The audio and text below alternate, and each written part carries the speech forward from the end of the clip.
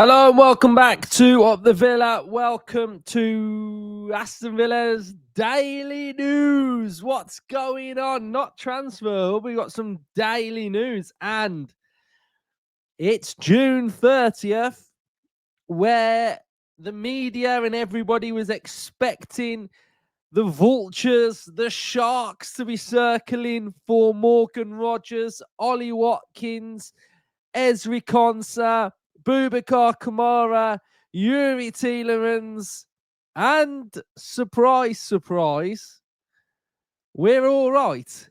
We are okay. We are fine with PSR. Right, let's have a look at state of play. Stefan Borson is saying there is no realistic chance Villa will fail 24-25 PSR in the post-Chelsea world. Either they are not at the 105 million limit, or they will sell a player today, or transfer an asset such as the women's team. They do not need to let the outside world know today. So that is where we're at. There is a player leaving potentially today.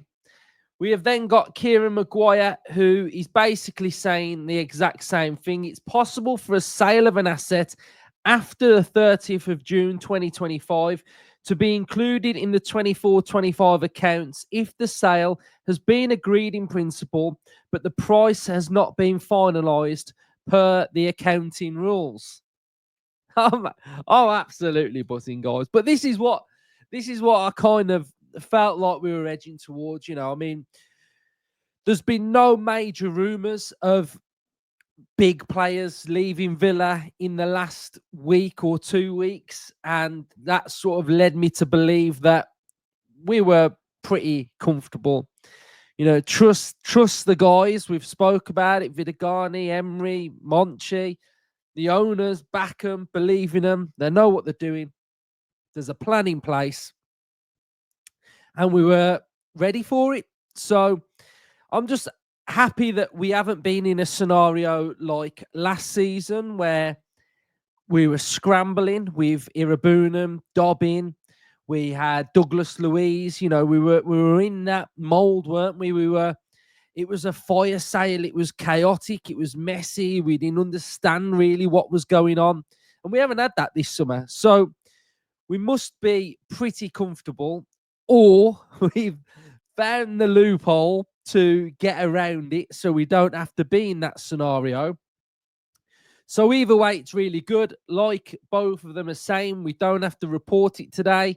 It could come out in a couple of days. It could come out tomorrow. I don't know when it could come out, but no news, as far as I'm aware, no news is always good news. So that's the situation of where we are with PSR. Now, I've got some things that we'll talk about as well, and we'll edge on to something else in a second as well. So there is a sale that potentially might be happening today, and it is of Kane Kesler-Hayden. AVFC defender Kane Kesler-Hayden is set to sign for Coventry for a fee around 3.5 million. Medical later today. Kesler-Hayden was on loan at Preston last season and has been named Player of the Year. So again, a player leaving, fee does seem fairly lowish. If we could have got around 5-7, I mean, that would have been brilliant. But again, a player that, I'm going to be honest, guy, I've never really rated. I've never rated him that highly. I think he's a good player, but talks of him having a chance at Villa and playing in our first team, he's a million miles off it, guys. He's nowhere near it. I've seen his defending; it's not great, and I've seen the amount of stick that someone like Matty Cash gets.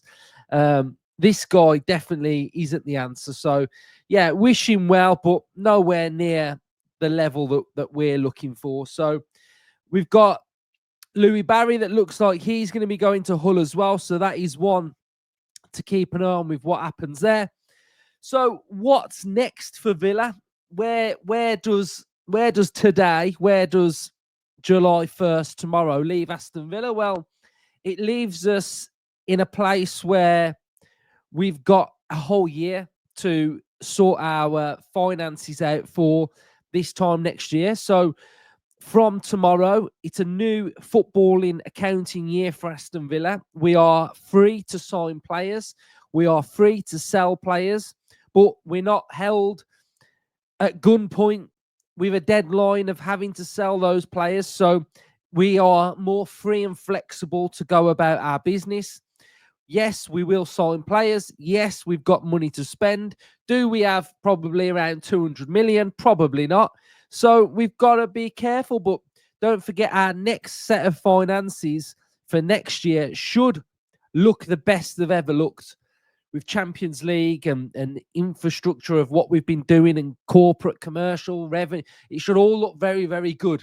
So next summer, we should be in a pretty good position, I would imagine. So we've just got to go out there, get our targets, get them quickly now. I would like to say that hopefully our business can be done in July. That would be the area that I would like to see it done by, ready for sort of like the last pre-season game. If we can get that done, that'll be brilliant. We do still have to work with UEFA, the SCR, so we need to reduce our wages to comply by UEFA rules. So I imagine that is something that we'll be working on, trying to trim the wage bill slightly.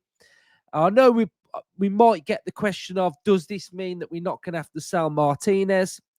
I think he still goes. I think he wants to leave, and I think that's a deal that we're probably going to do. And don't get me wrong, just because we passed June 30th now, doesn't mean that some players aren't, they are going to leave still, I think. But we are able to negotiate higher fees, etc. And we're able to be in control of sort of our own destiny with it all, really. So that's something that I will note, that I still imagine some players still might leave. I think we've got to recruit well in the areas that we've already highlighted, right wing especially. Can we get something left wing? Can we sign a young striker? Have we got deals that we've already been working on behind the scenes? Could they get announced tomorrow? Possibly. And I still think we have been working and talking to players to try and get them to sign for Villa. And it's a case of waiting until July 1st, because it's that next set of next financial year, really. So we're able to sort of just go about our business a little bit better, really. So I think that's the whole sort of state of play. It's kind of what I'm thinking in my head of where Aston Villa are at. There are rumours circling that Aston Villa are backing for Douglas Luiz.